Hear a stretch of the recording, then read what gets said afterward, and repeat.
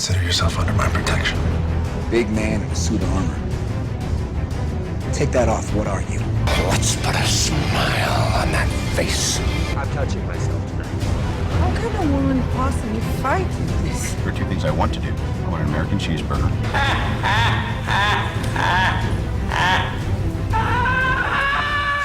Voltron Network. What's up, guys, and welcome to the DC vs. Marvel podcast, where we talk about the latest DC and Marvel movie news. My name is Uz, and I'm your regular DC fanboy. And once again, in the red corner, representing Marvel Comics, is my boy Ed. How you doing, bruv?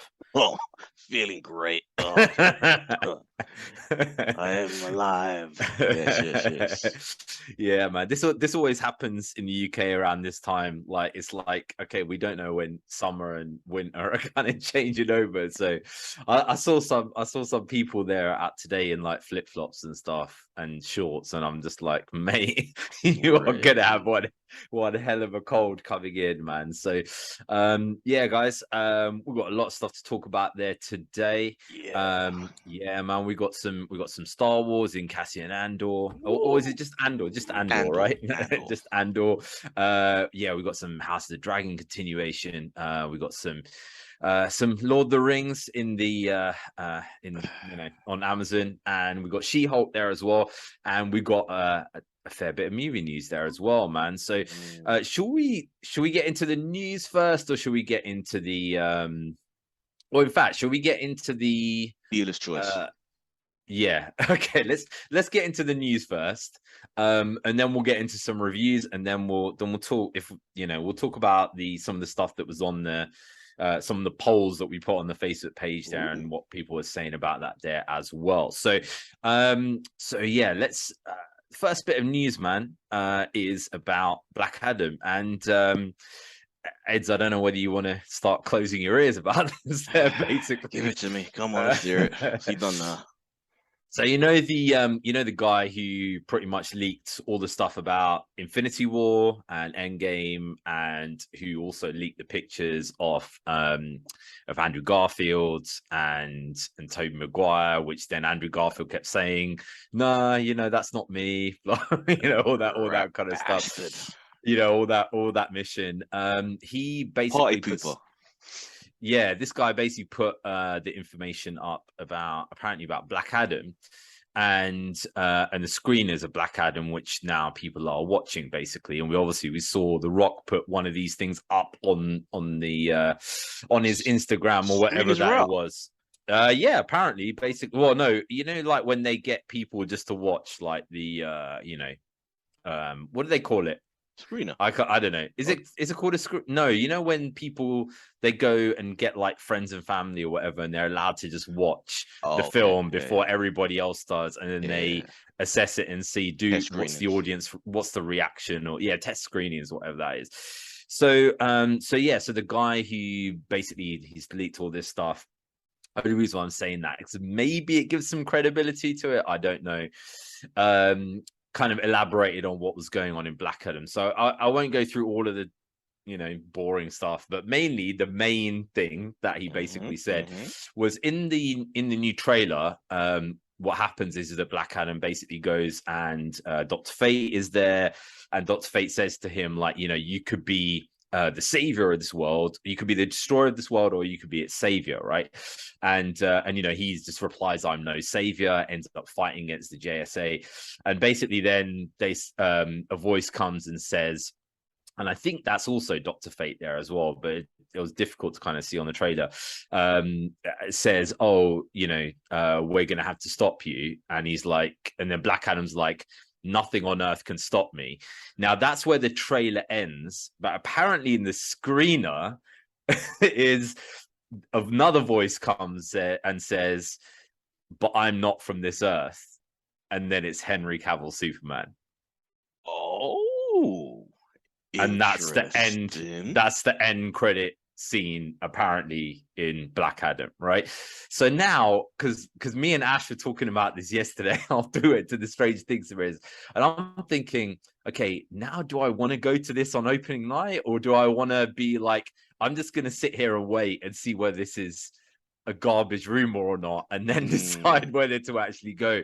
Because if it is Henry Cavill, then everybody's gonna kick off the same way, you know, people kind of deal with Garfield and things. But if it's not, and it's just a rumor, then I basically sat there and watched a film from The Rock, right? Which I don't really want to be watching. How does he do it?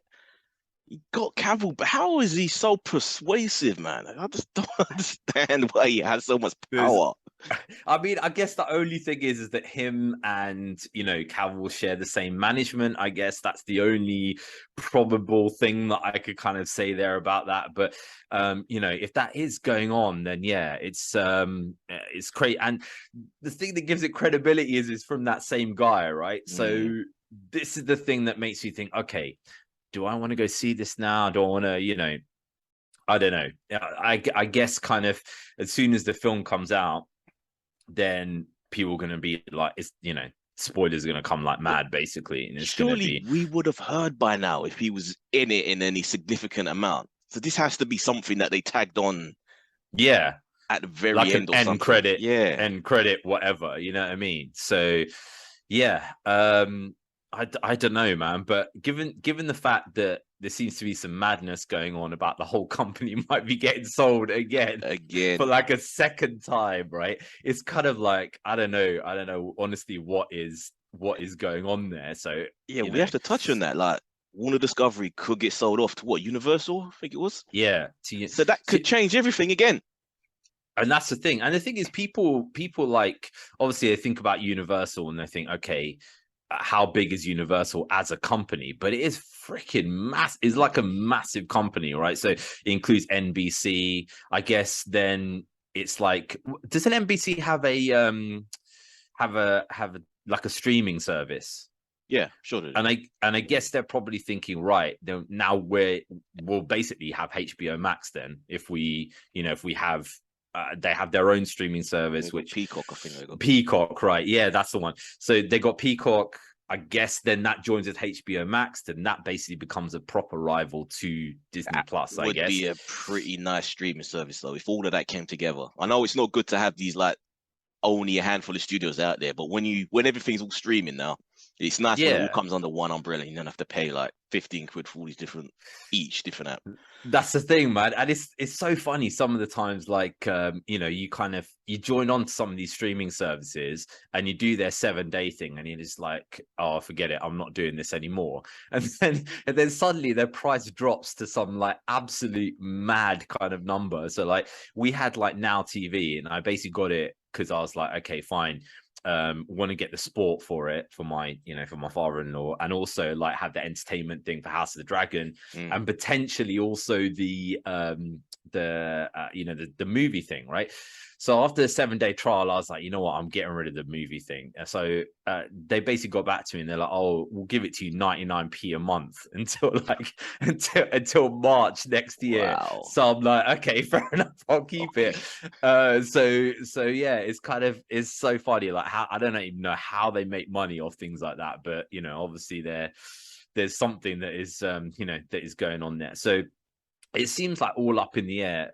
But the other thing that seems weird is there's apparent rumors that basically The Rock has also pitched a Black Adam versus Justice League versus Suicide Squad movie. I believe it. I believe it. Now the thing is this, right? Okay, me and Ed's are like the only two people in the world who are just like, there's something wrong with this guy. He's right? out of control. Yes, but everyone else is like, oh, I love him. He's such a nice guy. I can't wait. Love his movies. Why? How? Yeah, I mean, the thing is, if you look online, actually, there are a lot of people who are just like, man, this guy's ego is totally out of control. They're turning. Yeah, because like, you know, it's just like, okay, Black Adam, and even David Sandberg, right? You know, David Sandberg actually answered that thing, like on the Twitter thing, the director of Shazam. He's like, I don't know if this rumor is true, but it'll be hilarious if he actually doesn't even fight Shazam at any point. It's like, mate, Black Adam is just a Shazam villain. You know what I mean? It's like to actually say that he can fight against the Justice League and the Justice League are fighting against the Suicide Squad. It's like, what kind of honesty? Like, and the thing is, it's like, you know, a lot of people, you know, including us, have been talking about, you know, what DC really needs to do is kind of go back to basics and not think about, oh, I'm going to make my mad event film within, like, you know, because once you've got Suicide Squad versus Justice League, whether Black Adam's in it or not, where do you go from there? Right? There's nowhere to go. You need right? to rebuild it all from scratch now, because given the state, you need to redo all the Justice League characters at this point. Truly, like we're kind of in a bad situation, you guys, with the fact that you've got Aquaman back to come out and possibly Wonder Woman on the horizon somewhere. But ideally, you just need to start again. Just need to start again. Yeah. And that's the thing. And then I guess kind of, you know, you can use the Flash to do that pretty much, right? Yeah. You can use the Flash to kind of do that. And it's just like, it's just so hilarious. Like when you think about all the stuff that is going on, they're like the test screenings apparently from Batgirl were like, they couldn't understand why Keaton's in this, what kind of role he's playing, what's going on. It just made no sense. And then now obviously the kind of thing that everybody's saying that Ben Affleck has reshot all of his stuff there, you know, for the Flash. Like, you know, apparently there's gonna be no Keaton now in the Flash. It's just gonna be Affleck only. I'm starting and also to really Aquaman feel too. sorry for Affleck, because like he gets burnt by this. He goes away and then he gets talked into coming back, but then it all kind of just crumbles even before we get to see anything. It's like. That's true. That's true. Because, you know, physicality wise, he, and, you know, the way that the fighting and all that kind of stuff is the kind of Batman that, you know, I want to see in the cinema. Right. Bruce Wayne, maybe I think that needs a bit of work. I think he needs to be still a little bit more. I think he needs to. The Bruce Wayne was cool, but he needs to be even cooler than he is, like proper, like, you know, ostentations and stuff like that. But I think his portrayal of you know, of that works well. But then also at the same time, you got to think, okay, well, we got a Batman 2 on the way at the same time, and it's like mate, it's just do you want to confuse the audience any more than normal? But yeah, that's all the kind of news that is coming out from DC. We've got some news that we need to do a poll about that. A poll about The Rock, whether you guys like him, and a poll whether people actually want to see a Black Adam versus Suicide Squad. I will do a poll. I will do a poll about that, because the last two polls that we did were basically about MCU and about She-Hulk. Right, and yeah, not very positive either way. Although some people just like sent PMs to us saying, like, you know, oh, why are you guys always bashing MCU? And it's not you guys, it's me, because Ed has no input into that. But at the same time, it's not. It's like just asking questions. So, you know, if you want to have the opposite view on something, or in fact, there's no view in the question. The question is the question, right? So, the two questions that we pose is basically. Actually, it is a bit biased. Did the MCU die with Tony Stark? Oh God! Endgame, right? And I was unaware of all of these questions, people. I wash my hands of it. And the second one being, and this is obviously we put this in, like, you know, kind of shared this in some of the Marvel forums there as well. And also about the second one was about She-Hulk basically, and you know, whether, because we talked about this last time, like whether there was something that I was missing in there, or something that kind of, you know, made it that you know, there's some kind of redeeming factor in this or whatever. And some people were putting up kind of interesting stuff about that, so we'll talk about that a bit later. But let's go into some Star Wars news. And it seems like Rogue Squadron has been taken off the slate for Star Wars, right? And this is meant to be the Patty Jenkins vehicle. Can you remember, like, when she did this, like there was this thing, like she can you remember, like, the whole promo and everything, and the Air Force thing, and talk about her dad, and it's like a mad promo for all of this. And you think, okay, fine, like, you know, maybe actually, like, maybe write the script and do all the other stuff before you do the promos for these things. I'm wondering like whether the backlash for Wonder Woman 84 was potentially so bad. It Um, has to have not helped because that's how it is in Hollywood. You're only as big as your last movie, and if something kind of really does get received badly, then yeah, it affects you a little bit. I mean, sometimes it's kind of like, okay, you know, when you've got a collaboration of people doing stuff, so you got a director in Patty Jenkins when she did the first Wonder Woman, but then also you've got her, David Goyer, and Zack Snyder writing it, and Jeff Johns kind of also producing it there at the same time. You can kind of say, okay, well, there's a group of people, and if some people didn't like, you know, whatever of it, then that's not so much the director's fault because there's a group of people involved. But when it came to Wonder Woman 84, pretty much Warner Brothers just gave her the green light to do whatever the hell she wanted. And it just turned into like an absolute just, I don't know, just there's no describing that film, like how horrendous it actually was. So yeah, it's just, I don't know, like I've got a feeling that maybe she might be one of these directors who ends up going on the back burner for a while and making a few kind of, you Back know, to TV. Yeah, kind of like a few kind of like, you know, smaller films or whatever, and then, you know, and then going ahead and then, you know, doing the other stuff. I mean, wasn't there that the writer for Cleopatra then became the director? That I'm not sure. I'm not sure what's going on. Because I think she changed on that as well, like that she wasn't going to go and do that. Let me just see. No, not the 1963 one. Question is, when is that going to be coming out?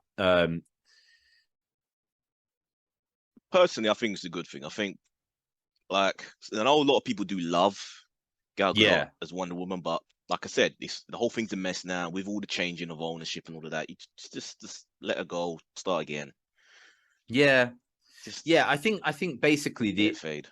Yeah, and the other thing is as well is like, you know, there's this kind of weird thing is like, you know, when you see the kind of person in real life who should actually potentially be playing like an Amazon, which is somebody who's going to be basically a woman who's going to be tall but also like muscular at the same time, right? Athletic. Athletic's the way I would athletic. Yeah. A lot of people don't like that. Like they don't, you know, especially like women really like, you know, if you see any like when, you know, any CrossFit videos or anything like that of, you know, of these like athletic, you know, females doing CrossFit and things like that, a lot of it is women saying, oh, I'd never want to look like that. And it's like, mate, there's no, you know, you have to train your ass off like for years and you probably still would never look like that anyway. Problem. It's just reminding them of how lazy they are. But that's the problem that She-Hulk had. People were like, she's not big enough. But if she really was super massive, it wouldn't have been as good. Like they had to kind of find that middle ground of her being strong but not being too. Yeah, that's to be aesthetic. I think they're blatantly targeting a particular audience with that. And you know, it is definitely exactly that, you know, if they made it actually like what She-Hulk was going to be, I think a lot of the actual audience that they're trying to target is going to be like, no, I don't like it. But yeah, it's I don't know. You know, Rogue Squadron I was kind of looking forward to because it's like I wanted to see an expansion on that whole, like, you know, aircraft, you know, kind of you know, flying kind of, you know, Air Force kind of thing going on. You know, I love films like that. So I think they're stepping away though from all those stories that took place during the original trilogy and all of that. I think they're just leaving that stuff to the TV, and then when they do eventually get back to the films, it will be like the future, like past the new sequel trilogy that we had. Yeah, I think they need to, but they should be going back. I think they should need to go backwards, like 2,000 years, as opposed to going forwards, like, you know, because every single time it gets weaker and weaker and weaker because you got like one Jedi and like two Sith or something, or like it's just it's so played out now. You know what I mean? They just need to have something different. But yeah, let's see what they kind of come up with. So should we keep with Star Wars and go into Andor? Yeah. You seen Andor now, right? Indeed. So yeah, before I go to it, what did you think of it? I actually really enjoyed it. Now, going into it, like months back when we were first seeing trailers for it, I wasn't that excited because I didn't really like the Cassian Andor character in Rogue One. I liked Rogue One overall as a film, but the character I just felt was just nothing. He was just a plank of wood. Didn't really feel that much charisma from the actor, and I was like, yeah, why do I want to watch a show about this guy? But then the trailer started to impress me quite a bit. So I thought, I'm gonna give this a go. Looks darker, looks grittier. And it really was. I really did like the grounded aspect of it. Really getting that ground level view of the world. No Jedis, no Sith. It's just about the people and the beginning of the rebellion. I love just the way the world building. We're not in the desert like we always are with all the other shows. It's like, this is what I wanted. And he's better. I feel like the actor, what's his name? Diego Luna, or whatever. He's a lot better in this. He's definitely improved. When I first saw it, it was basically like he's there. They have this kind of like cyberpunky kind of style to start off with, and then like literally almost the first scene is him going and trying to find his sister in this in basically this brothel pretty much, right? And he's talking to this woman and there's like police in there, like corrupt cops and stuff, and I was like, okay, we're starting like this, are we? You can kind of tell like the way this thing is going to go literally from that get-go, right? And it's just it's interesting to me, like the whole way that they're doing stuff, because they're with this, they don't really have, it's not really the Empire, but also, you wouldn't really have the Empire reaching absolutely everywhere. You're gonna have these like other crappy police people on the fringe that answer to the Empire, but they're not necessarily directly the Empire themselves.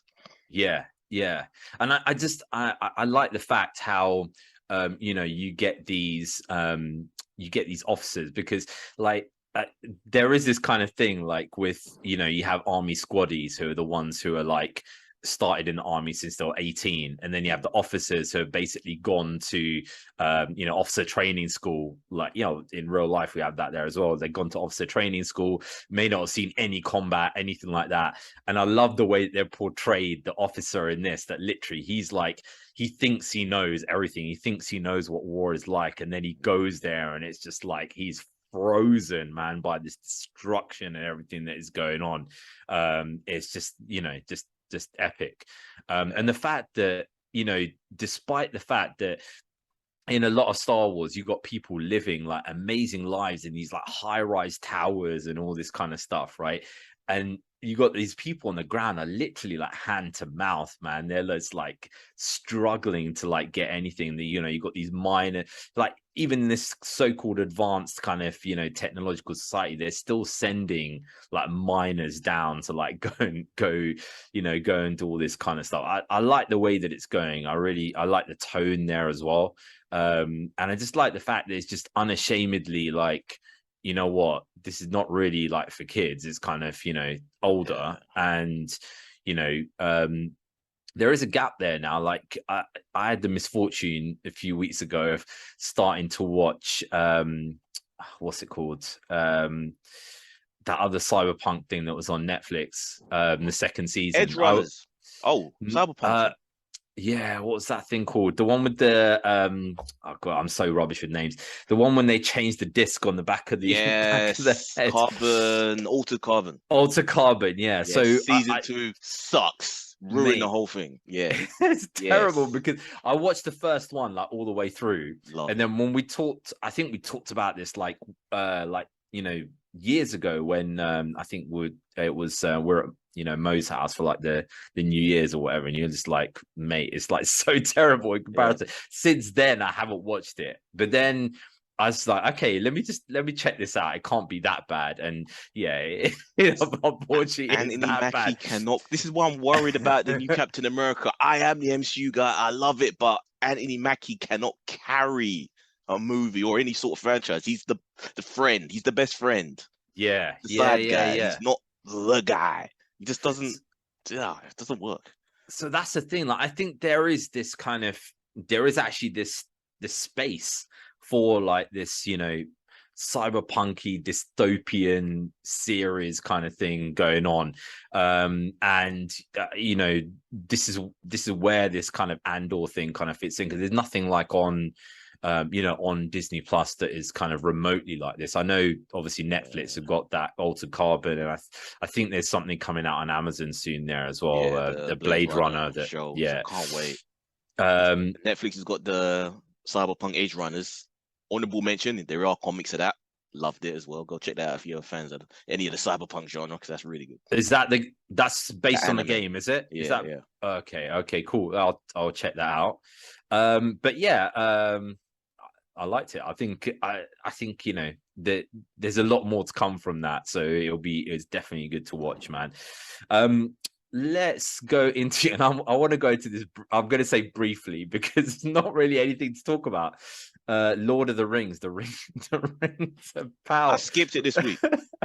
Last week I was like, this is boring. I'm not enjoying this. And this week I haven't bothered watching it yet. Yeah.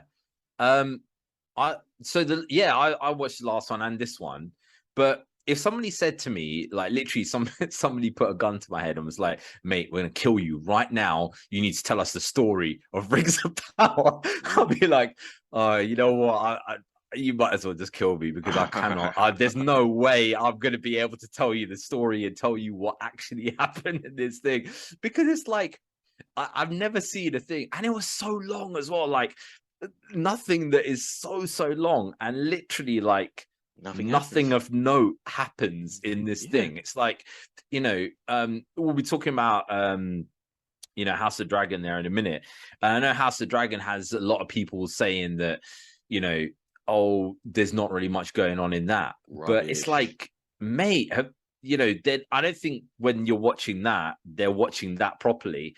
Whereas actually the argument for this Rings of Power, I think you could literally sit there and intensely watch it and still nothing. Dude, bizarrely, I bumped into an old high school friend of mine and we got to talking about all this stuff, what he's watching. And he loves Rings of Power. He prefers it over House of Dragons. I just looked at him like he was a unicorn. Like, what are you? What's wrong with you? What's happened to you in all these years? What was the reasoning? Because I'm always interested to know what's the reasoning behind it. He couldn't really even elaborate that deeply. He just says he just loves the world and he just loves where it's going. And House of Dragons, nothing happens. I'm like, what? Are you crazy? What, are we watching the same show? You sure you're not got them mixed up? Because it's just. I mean, the thing is, like, if I'm just taking it on a pure cinematography point of view, it looks flipping amazing, right? But that's it. That's all I can say that is great about it. You know what I mean? It's just like there's no, it's like it's been notoriously difficult to convert those books into films or stuff on TV for years, and that's why what Peter Jackson did was so freaking amazing, like to actually convert that and put that onto the screen, because it's just so difficult. But the thing about his is that there was always there was intrigue, there was interesting world, there was interesting storyline, there was characters in it, there was stakes in it there as well, moments as well. Yeah, memorable moments, just things that you hadn't seen there before that had come up and things like that. And just the fact that this costs $1 billion is just honestly, like, now when I watch it, I actually don't really want to watch it, if you know what I mean, because I kind of feel like, man, once you're getting to spend $1 billion on something, it becomes a bit obscene, right? Unless it's kind of something like that is unbelievably incredible. That is what I cannot understand. You're going to spend that much, so when these scripts come through, the first thing that they do is these scripts are going to arrive, and then they start reading through them. Isn't there anyone to say that, hey guys, I don't think anything that, are we really? Nothing's happening in any of these, and we're gonna spend this much. Like how? It's insane. It's kind of like okay, say like somebody spends $1 billion on like a football club, or something.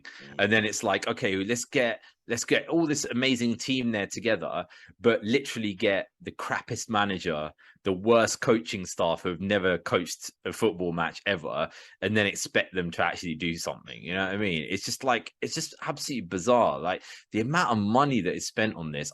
The more and more I think about it, the more I think it's basically because maybe Amazon were like, you know, had made an $837 million profit, and they were like, okay, let's spend $1 billion on this, and that puts us in the red, and then we have to pay no tax on anything ever. It's absolutely bonkers, mate. There's nothing I could say about it that is. And the thing is, I'm yet to find somebody who's like, this is amazing, this is incredible, right? It's just everybody that, you know, anybody who's given a positive view on it is like, yeah, it's good, I like it, but that's about it. You know, it's just, for $1 billion. A lot of people have been dropping off from it, so yeah, they should be worried. They'll probably still push through for season 2, but they're ready to fix up if they do. Ready to fix it up. So let's forget about that and let's go into House of the Dragon, right? Yeah. And so we had 2 episodes now in between the last podcast and now, right? And one of the complaints about the about the last kind of few seasons of Game of Thrones is that it wasn't like the original few seasons. And I started watching Game of Thrones quite late, right? And I basically started watching it when I was commuting, and I was watching it like on my laptop on the train, right? And I didn't know what was in it half the time. And I started watching some of these things, and sometimes it was like, okay, better forward this because there's it's like people sitting around you, and it's like, this dude is watching some dodgy shit on the train, basically, right? And obviously we then got a return to that in House of the Dragon, right? And notably toned down though. Toned down compared to the original Game of Thrones, definitely. But we did kind of get a return to that, and then criminally, and then free the boob. Sorry. And then these last 2 episodes are pretty much what we call like the end of, I guess, phase 1, because they're the last 2 ones where we're kind of going to see, Rhaenyra as that same age is going to be like a big time jump and stuff like that that's going on. Me out. Which is kind of crazy because it's very good actress who's kind of playing that and stuff there as well. But yeah, I mean, there's so much stuff to talk about in this, right? There's so many threads of things that is going on, and I like the fact that it's like it's quite deep. So some people can just look at this and be like, oh, this is boring, but then it's like you look at it a bit deeper and it's like, you know what, just the fact that like Viserys has basically got this condition that is like overwhelming his body, and it's just like destroying him physically. It's literally Thrones doing it too. It's literally showing like what happens with the burden of being the king of this, like physical damage. And people want to say, oh yeah, he's got a disease, but it's like you need to look deeper in this whole thing that is going on. I love the fact that basically like they've made Daemon like a full-on bad guy, right? Like literally just like a full-on so like in the books, basically like his wife, she ends up dying when they're going on a hunting trip. She falls off a horse, right, and breaks her neck and survives for a while, but then ends up dying. But in this, he actually is there at the time, right? And basically she falls off and just like gives him some lines like talking about whether he'd come to consummate the marriage and all this kind of stuff, which I thought was just hilarious, man, because he just then goes and grabs a rock and just finishes her off, right? And it's just like, mate, if you actually let her just kind of die there, then nobody would have batted an eyelid. But it's like, mate, she's fallen off a horse and there's a rock that's crossed her face. Where did that rock come from? Like, did it come from the sky, or what I mean? There's an interesting thing I was watching, like you used to watch those lore of Game of Thrones thingies. There's this one guy who's doing that for House of the Dragon, and it's basically like talking about comparing the book to the main thing. So there's these like little lines where they talk about sheep and stuff in the Vale, right? And it's basically because that George R.R. Martin goes off on this main thing about how like the men in the Vale just used to bang sheep all the time and stuff. And there's this like this kind of like this little kind of line that she kind of says in there about sheep. And this guy then explained the entire like thing that George R.R. Martin was talking about. It's absolutely hilarious, mate. So you know, kind of knowing that and the fact that these guys are now coming and threatening Damon there afterwards, and it's like, yeah, he's like knows like what these guys get up to and stuff like that is kind of hilarious, man. What good is it gonna do now? Because he seems to be partnering himself up with what are they again? Valerians, yeah, Valari, yeah, the Valarians, yeah. So just the daughter, and then you got the son with Rhaenyra's. So that's going to be two sides split, and then you've got Alysanne with her. So you got these little three-way dance that we're going to be getting. Yeah, and I like the fact that basically like she turns up at the wedding in green. Yeah, and that was a thing to say like this is the way that they like declare war, right? And then this basically like one of the guys from there is like, yeah, we'll stand with you and stuff. It's just like there's gonna be a mad thing that is gonna be going on there, right, at some point. So yeah, it's all building up. There's all kind of stuff that is going on there. I'm surprised Viserys is still alive because his body's destroyed by now. So yeah, it's just curious how they're gonna do this time jump. Is he gonna be on his deathbed when we get there now? When it's like I don't even know how many years ahead it's gonna go, or is he gonna be gone? So in the trailer for the new one, he basically is still alive, but he's noticeably got almost hardly any hair left. Obviously his hands are wrapped and he doesn't stand at all. He's just like sitting basically down like all the time. So I think it's going to kind of like be like, you know, Roosevelt when he was the president, where literally he would just not, he's just going to be sitting the entire time and kind of, you know, going and doing his thing. There's very interesting stuff with Rhaenyra that basically like all of her kids in the trailer have all got black hair and basically look like this guy who is the head of this other house, like, you know, somewhere else. And in the books, apparently he is the guy who is trying to make a play for the throne, has an affair with Rhaenyra. So it's like none of those kids literally look anything like you know, the dad or the mom. They all look basically like this guy, so they're all going to make them kind of like illegitimate, like Jon Snow kind of missions, you know what I mean? So yeah, be interesting, and also interesting to see where that crazy bastard knight who basically just beats people in the middle of a wedding for like, you know, just say something. The new Jon Snow, as I like to refer to him, because he's just let him lead by his emotions, man. Got no damn sense. Yeah, he would just exactly, and he seemed to ally himself with the queen there. So it's all the things are in play, man. I like the fact that literally I am thinking I want to go see the next episode there next time. So yeah, that's a definite must watch there for the next time jump. Up. Cannot wait. I am worried about how the actress is going to be, but still, show's so good, so I can't wait. Yeah, definitely.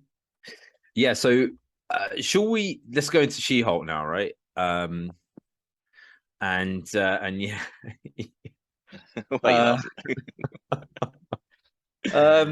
Okay, so the last episode before this one, the cool case Titania. Yeah, I'm not even gonna lie, I didn't love that episode.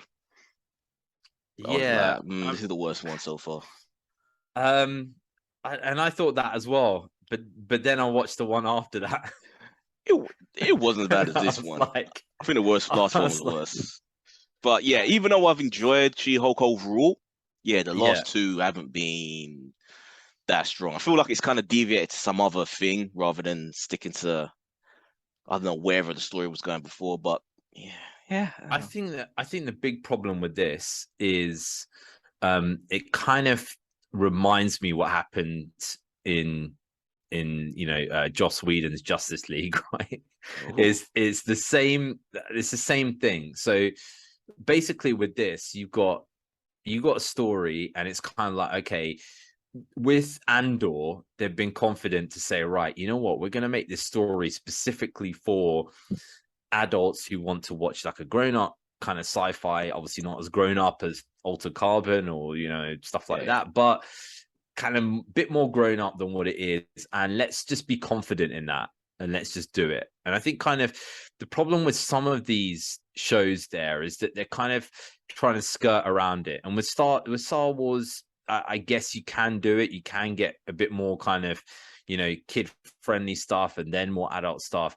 With this, they've targeted a particular demographic that they want to do, which is basically 30-something office working women, right? That's basically what it is. That's their demographic, right? And all of the dialogue, all of the setup, everything literally is like a blog post from one of these ladies, right? Which is perfectly fine. But then they need to be confident in the fact that this is what our series is. And I find it just jarring, like some of the stuff where they're kind of bringing in certain things there, and like the action stuff kind of in the first episodes, and then you kind of do it to this, and you're thinking this is the same series. Like everything just seems disjointed. Like there's one thing where it's like I'm wondering whether this thing was put in the right sequence or what. And I'm kind of thinking like at the end when everything comes out, there's going to be some jokers who are going to be like, this is the actual order you need to watch it in, like they do with Star Wars things and things like that. Like the previous episodes, you basically had like Wong is meant to be this international fugitive or whatever, and the next one he's sitting in court. Like it's like, mate, why is there not just everybody just coming and just being arresting this guy? Because he was literally he literally can open portal that will, like it's pointless. They know that. Yeah, of course, but then they're just going to let him sit in court. He's literally an international fugitive, and they're letting him a witness. No, he's not. He's a witness to a case. He's an international fugitive, right? It's just like that, just the whole thing is kind of, it just feels disjointed and kind of just, I don't know. Like I kind of feel like when I watch it, it's like this episode maybe should have come before this. This episode should have been here. This one here, this wedding episode is like a pure. This is just like pure filler, man. This is like what they used to have in the middle of, Doom Patrol and stuff like that, basically, right? The thing that really stuck out that I didn't like, or that I'm kind of worried about, is that they've kind of just started to throw out these people with abilities for no reason. Like, where did they come from? So they had this guy called, Mr. Immortal or whatever. Mm-hmm. And it's like, why are all these people starting to just appear without any... Because they haven't established the whole mutant thing yet. Yeah. So what's this? Who is he? Where's he from? They didn't say. At least with the other one who was pretending to be Megan Thee Stallion, that was an Asgardian, so that explained where she came from. This guy's just what? I think this show would work 1,000 times better if it was just confident in what it was doing and just forget about trying to connect it to all this and all that. Just like if it was literally a thing about a 30-something, lawyer who basically went in and did all the stuff, and the whole mission was literally about, trying to, doing court cases based on, trying to defend villains and all this kind of stuff. I think that would make more sense. It's like the stuff they're trying to put in for me is so jarring because it's kind of like trying to link it with other stuff. This Titania stuff I haven't liked. Everything else I was enjoying, but yeah, these last two with Titania, I think. I know what this Titanium mission is there as well, and I can tell exactly what this mission is like when the actress came in to see these the writers and stuff like that, they were like in awe of her basically, and were just like, wow, we want to be like her. We got to find a way to really make it like that. Titania is basically what all these women in real life who are writing this story want to be like, and that's fine, man, but be confident in what you're saying and be like, let's make a story that is like Ally McBeal. Have we got any female viewers or listeners? Let us know if that's the case. You want to be like Yeah. Titania, a So superpowered influencer? interestingly, Yeah. Where did she get her abilities from as well? That's another one.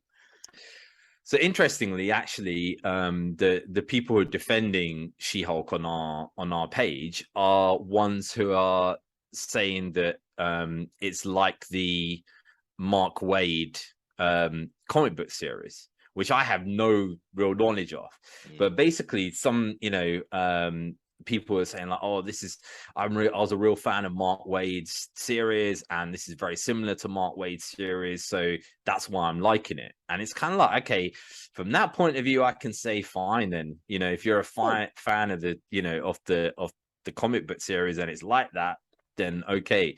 Yeah, I never had a problem with it deviating from anything, because the few times I've jumped, because She-Hulk's never been a character I've been that interested in, but the few times I have, this is kind of the lane it goes in. So yeah, it's not jarring as in it's so different from source material, because this is pretty much, even the physical depiction, I didn't read that many when she was all jacked up. She was usually like this, the ones that I read. So it's yeah, and I kind of feel just like I said, to me it would just work way better if it was much smaller, dealing with this kind of thing. Yeah, a tighter story, and actually forget about the heroes, focus on the villains, right? Because the whole thing is like, if the whole thing was about her defending villains like all the time, because nobody else will defend these people, right? Because they've done something heinous. Like, imagine being the Joker's lawyer, right? Or you know what I mean? That's what they should be focusing on. And just like the madness of the fact that she's got to think of, and it really shows, like the court scenes really show, man, when it's like, basically, like you watch Ally McBeal or even Law and Order and stuff like that. It's like these guys craft like amazing kind of ways to convince the jury to say this person's innocent, or this is a get out clause and stuff like that. In this, it's just like some of them, like in the last one, it was like, this is the way, he's got Apple shares, yeah, just take it off him, right? Okay, done. It's like the judge makes that decision, not you guys. Like, this is so pathetic. Like, the writing is just atrocious. Like Ally McBeal, they would have figured out a way more intelligent way to kind of do that. Should have used She-Hulk to set up Thunderbolts in terms of negotiating why the Ghost is part of that group and some of the other members. Like, that would have been a good way to kind of set that up, to defend those villains, and then say that, okay, well, they can be a part of this thing to get a lesser sentence and blah blah. Yeah, even if they decided, right, okay, we're going to use it to set up the Daredevil stuff, half of the stuff could be about villains who are getting beaten the shit out of by this masked vigilante, and they're like, look, this masked guy just comes, I'm minding my own business, this masked guy comes, beats the shit out of me. And then when they reveal Daredevil at the end, it makes it more kind of potent and stuff like that. It's like with this, okay, we've got let's break the fourth wall, and here's our mask. And then the next one, it's like completely nothing to do with anything. It's like, to me, that's like cheating, because you kind of just like say to people, watch this for Daredevil, and then afterwards it's like, okay, there's nothing to do with Daredevil, by the way. This is like just a standard sitcom kind of. And also, I kind of have a thing against it being called a sitcom as well. I don't find it funny, like, at all. Like, do you actually find this funny? Like, when you watch it, are you laughing at any bits in this? I like the Wong stuff when they had the Wong stuff. Fair enough. Like I said, last 2 episodes haven't really done it for me. So yeah, I mean, some like on the page, like some people are really liking it. Other people are. It's like very polarizing, man. It's either like, I absolutely hate this, or I think this is flipping amazing. Like, it's literally like either or. And I think part of it is part of it is like an age kind of thing there as well. You get kind of the younger guys who kind of, I don't know, how do I say this in a diplomatic way, who maybe haven't had a girlfriend or something. Oh, come on, that's ridiculous. That's Ridiculous. who What who you are want? who are coming out and saying like Madison is the greatest character ever. It's like, oh, I wonder why you are thinking that Madison is the greatest character. Like I've heard, somebody's like, oh, Madison's like the greatest character in the MCU. It's like, are you serious? Are you honestly serious? Right? That you're like rating this character so much, like. There's reasons why, like like people obviously rating these characters, but yeah, I don't know, man. This series is not for me, but I struggle to see who it actually is for. I don't know. I'd be It's interested just to know what the bizarre. actual numbers are for this because they haven't really revealed that. So maybe we'll find out eventually. The other thing that I find bizarre is that it's 25 million an episode. Really? Right, so like 25 mil an episode. Where is that going, man? It's like all on the CG, innit? Because she did look better this episode. It looked better, yeah. Did This look a lot one was better. definitely better, I've got to say. Better than the other ones there as well. But still, it's like, I don't know, like 26, 27 minutes long each time, and kind of just not really much going on, that can warrant that amount of money being spent on each kind of thing. I don't know. I kind of sometimes feel bad for the actors because the actors are actually really decent actors in this there as well, and they should kind of it should have just my just thought is that it should have been just a story about a 30-something lawyer defending people like in Better Call Saul, but a more like joke funnier version. Defending these villains who nobody would defend. It would have been hilarious, like say she's like trying to defend like Rhino or something, and it's like you've like run through like 10 buildings and destroyed all of them, but then cleverly finding a clause to actually get these people out, and actually using that kind of thing, and just the kind of the moral kind of thing I find really weird as well. It's like she's kind of like doesn't want to be She-Hulk, but also wants to be She-Hulk, but also is like, kind of like when like that guy who basically like took her home like as She-Hulk, and then she was not She-Hulk afterwards, and he's apparently the bad guy now because it's like not his time. I don't know. I don't get it. It's like it makes no logical sense there to me at all, this series. So yeah, I'll keep watching it for Daredevil. That's basically the only reason why I'm watching this series. Or maybe I don't know if Wolverine or something turns up. But yeah, just odd series, man. Just choose one way or another. Be an action series, or be a sitcom, or be a funny series based on law or something like that. I don't know, man. Maybe because there's so many other things like things like Parks and Rec and The Office and all this kind of stuff that is really clever and actually like funny. Like I really just find this just not great. It's still for you. That's okay. There's nothing wrong with it not being for you. That's everything doesn't have to be for it. You. Must be for somebody. It must be for somebody, right? So you know for me. mean? So except for for you. Except for the last two. Except for the last two, yeah. So that is a thing, man. So that I think pretty much going forward is pretty much all the stuff that has kind of come out for this in terms of news and like reviews and stuff like that, man. So there was nothing else that I saw that that was around there. Did you see any other news that wanted Not to massively? Actually, we didn't speak on did we speak on the confirmation that Constantine's coming? It's actually being greenlit now. Why are we not talking about that? How did I course. forget that? That's embarrassing. Okay, and I am meant to be the DC guy as well. How shameful! Lower your head in shame. I will lower my head in shame for not knowing that. Well, also one of my favorite characters there as well. So, it's interesting because when this Keanu Reeves came out, like I was one of those people. It's like, flipping heck, he's not blonde, he's not British, he's not, it's like, Keanu Reeves. Because I remember Keanu Reeves from the other stuff, Matrix and all that. And I was like, what's his name? Constantine is a character, right? Yeah. But Keanu Reeves really does well in these like stoic, like kind of like, you know, he speaks with his actions rather than his words. That's the thing with his Constantine. You really had to put Constantine, the comic book character, out of your mind and just view this as its own thing. And that when you did that, it actually was a good film. I actually really enjoyed that Constantine film because I wasn't attached to the comic books, but I completely get that for people who were fans, this wasn't anything like that. You know, it wasn't British, wasn't blonde, didn't have the brand trench coat, blah blah blah. Wasn't in London.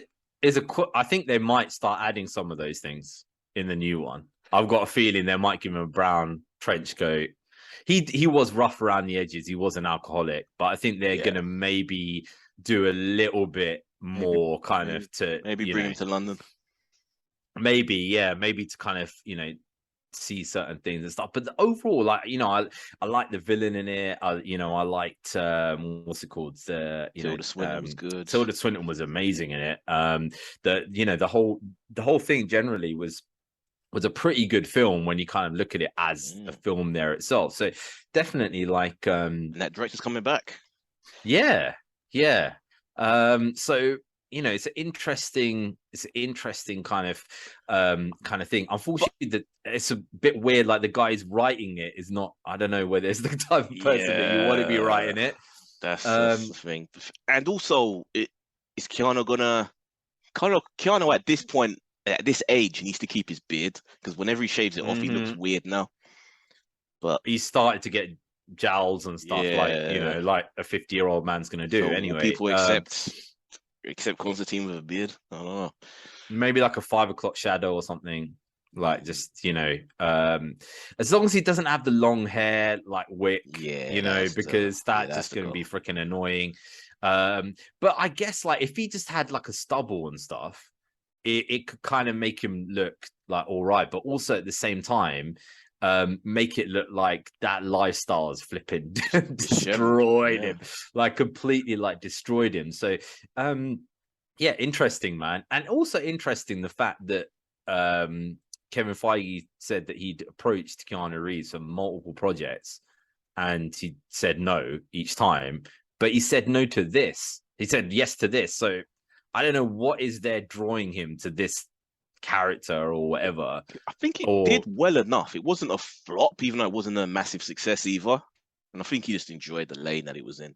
But yeah, I think he would have been a good Ghost Rider though. I think that's a miss. I think definitely he probably would have been quite good in that kind of thing. I think it's maybe because in that other kind of Constantine, it was kind of a lot of it was like him speaking with actions rather than you know having to do too much script and stuff like that. But it'll be interesting to see where they go with this, man, because that one, even though it was okay, you did have the demons and you know all that kind of stuff that is going on, it didn't really go into the crazy world of Constantine, like you know you did and all of that stuff. Yeah, and like you know the kind of stuff that Constantine sometimes goes in, you know, the magical stuff with Zatanna and Swamp Thing, and you know these mad cults, these mad murderous cults that he kind of uncovers, and the actual powers that he has, like you know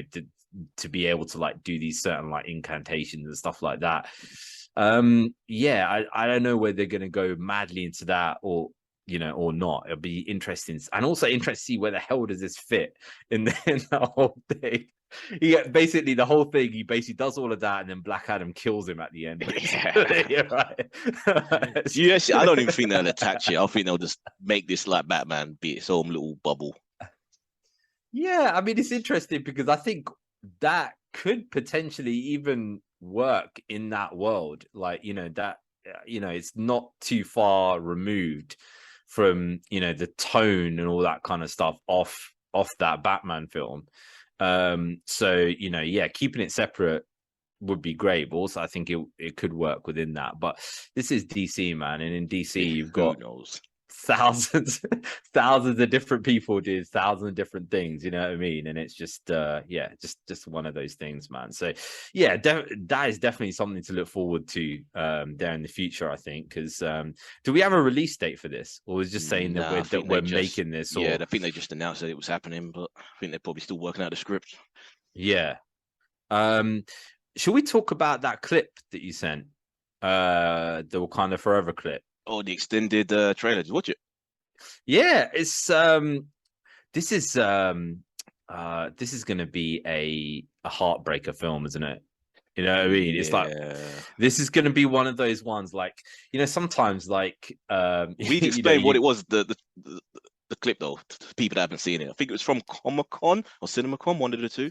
Yeah, well, it looks like it because somebody like it's kind of like, you know, filming. So it's extended of that scene that we see with the Queen, basically. He's, you know, in the UN, I think, maybe. Yeah, in you know, in the UN building, talking about, you know, what kind of happened with, you know, that, everyone you know, wants she lost her family, and she's like, nah, it's not because vibranium is dangerous, because we don't trust you. Yeah, exactly. And basically, pretty much that seems to be setting up like a big, you know, war kind of thing. But yeah, this is going to be like really. You can see the emotion. Angela Bassett is like a really good actress, man. Seriously, like, you know, top quality flipping actress to put that kind of emotion through, man. But I can tell just by watching this, it's literally going to be. This is going to be like, if you're really into Black Panther, it's going to be like grown men just blubbering. Cannot wait for it, but I'm a little cautious because it is so much of it is resting on the soldiers of that sister, and I'm not a fan of hers. Yeah, even before all the controversy, I wasn't a fan of hers. So, and the thing is, I don't know even if she's going to be carrying on that, because Disney seems to take a really big kind of what's it called, a really big kind of stand against people who say anything about COVID and all that kind of stuff, you know. Like, without knowing, I think she will be a Black Panther, but I don't know whether she'll finish the film as Black Panther. Yeah, she could be like a placeholder for a while. A placeholder, yeah. But yeah, I mean, I'm actually, I was a bit kind of like on the fence about this film.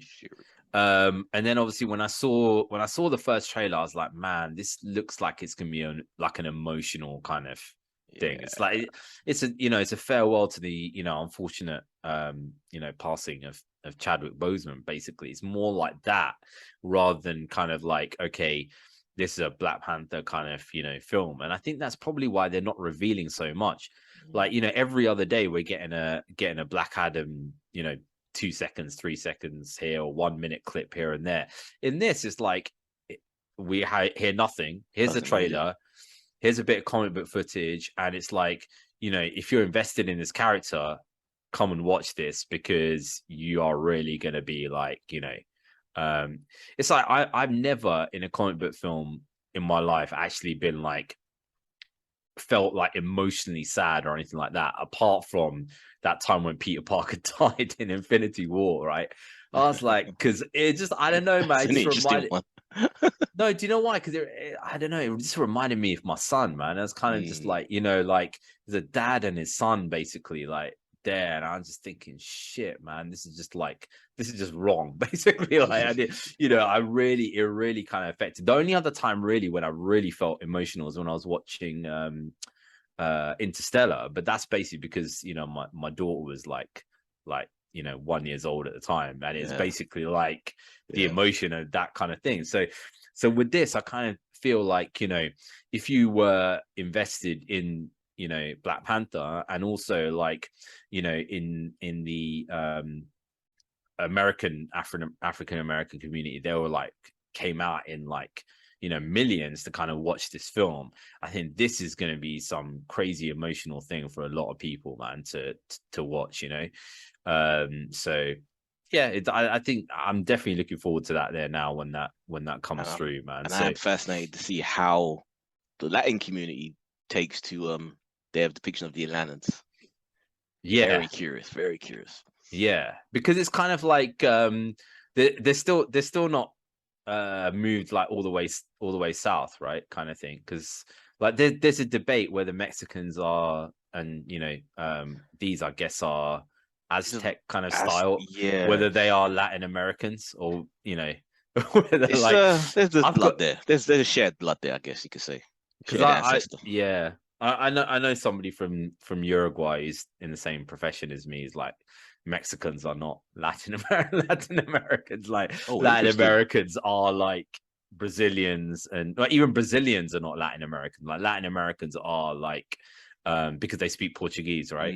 Yeah. They are like you know, Uruguay, what's it called, Guatemala, you know, all these, you know, areas that are, Oh wow, you know, tribalism. south Crazy. of Mexico. So it'll be interesting to kind of see, like, you know, if they end up getting a Brazilian superhero or something there in the future, you know. Who knows? So yeah, that'll be definitely interesting to see, man. So yeah, guys, if you have any kind of, you know, comments about, should we just go into the MCU thing just before we finish? About jump in. So we did like a poll about whether the MCU died after Tony Stark. All right. Now a lot of these comments were like, "Oh, you're just a hater. You're just a hater. He is. You're right. You're just a hater." He is. It was a question. It was a question, right? But a lot of people were saying like, they're struggling to find interest in this next phase, apart from the standouts of Shang-Chi and Spider-Man. I've spoke on it. I feel like phase 4? Yeah, it's been treading water because they haven't really had. They knew where they were going with you know, with the upcoming, with the Secret War, Secret Invasion, and what's his face for the time, multi-dimensional stuff. But they knew they kind of needed to tread water a little bit before they established that. So that's basically what phase 4 has been. So it's not really fair to say they've lost their way, because we always knew that they were planning to get to that other point. So you have to allow them, after a decade of being so tight with it. I think, even though I didn't really love Black Widow, it was fine for half of the movie at least. Eternals was, you know, so-so. They've just been so-so. I think that's okay. They're allowed to have a few so-so movies at this point.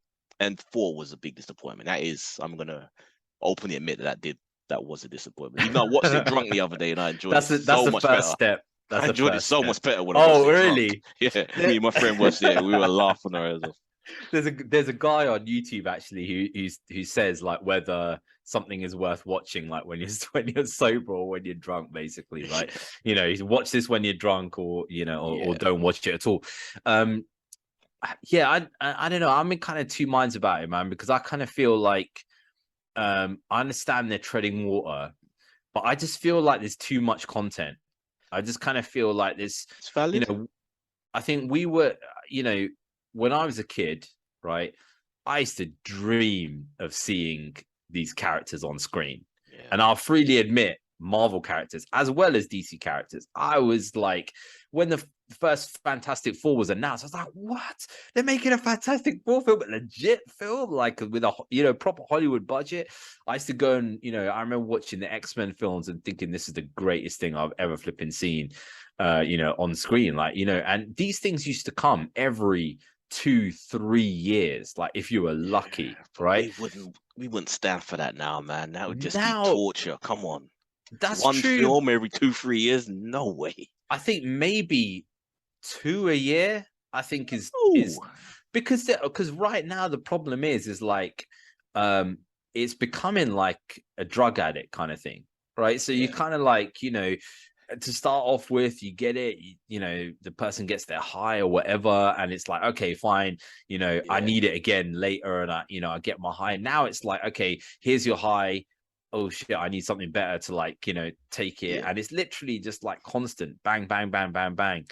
And for me, I just kind of just feel every single time it just makes it just slightly takes the edge off again and again and again. And it's kind of just like, it makes me kind of feel like, okay, you're getting something in every single film or series or whatever that comes out, but there's not those like, I sound like an old man now, but it's kind of like the music that comes out nowadays, right? It's like, where's the bangers, man, that you used to have like back in the day? Like back in the day, you used to have like a tune that came out that was an outright banger. Now it's like, I look at it bangers. I look at it more that the MCU is a band. They come out with their best shit with the first couple of albums. Now they're in their experimental phase. They're just kind of having fun. They're doing their own little solo projects. They're experimenting, but now they're gonna come back together after this in phase 5. Back, tight, making classic albums again. Yeah, but then they have to go away for a while and then come back. Yeah, this is the period. Yeah. This phase 4 is they're going away, experimenting, doing their own little solo thing, not really knowing what the hell's going on, arguing on road, having divorces. but yeah, I guess so. Playing to like these fringe arenas, right? Yeah. Okay. Dealing with drug addiction. Oh dear. Yeah, I get it, but then the problem is like imagine if when they bring out the next Mad album, like there's constant references to all the other albums that they brought out in that experimental period, and then you're like, oh damn, I better make sure that I get all the other stuff there to understand what's going on. You know? Us elites, we're an elite crowd. If you don't get the references, you don't deserve to get it. Go away. Oh man, that's the thing. Like sometimes you talk to people about House of the Dragon and stuff like that, and it's like, oh, did you see this? Oh, you see this? This is in the book. It's like, man, I don't know what you're talking about all the time, but that's kind of what I expect. Like people who, aren't into DC and Marvel, when you talk about certain things in there, saying, have you seen this? Have you seen this bit? Yeah, they're probably reacting exactly the same way. Like, what the hell are you talking about, man? So, yeah, I kind of find like the way the MCU is now, it's for like it's like they're real hardcore people who are just in it. And like, because I don't know if you've seen recently, like I looked in the cinema recently and was just like, there is nothing on. Like literally, like there's not a single thing. Kind of dead. There's not a single thing that you'd actually want to go and watch, right? So it's kind of got to that kind of phase where it's like, okay, they just bring this out to give you that little highway. But I don't know, man. They could bring me straight back in it if they're like, you know what, X-Men's coming. Like that, and I would be like, okay, right, and now I'm back. Now I'm back in the room. That's the ace in their pocket, man. They're just holding back. So I'm back in the room, mate. So yeah, having said that, guys, let us know what you think on dcvsmarvelpod@gmail.com. You can also put on the Facebook page, and if you don't want to make it public, like a lot of people don't, even if it's insults, which a lot of people do, you can send us a private message through there as well, man. And if you just make sure if you do want that stuff read out, that you actually put on there to read it out and stuff like that. Otherwise, I don't know whether it's literally just a private message, you know what I mean? So, just you can leave us messages on that on DC versus Marvel podcast on Facebook there as well. If you want to catch Ed's on his other podcast, where he talks about all of the different kind of stuff that is on there, including like TV. You can check out Talking at the Movies on all podcasting platforms. Give it a look. Yeah, including, I don't know, one series that apparently people have not even been able to get one episode through without puking. The Jeffrey Dahmer story, which is some messed up stuff. If you want to see that, then guys, check into that there as well. And until then, guys, we'll see you again next time. See you later. Bye.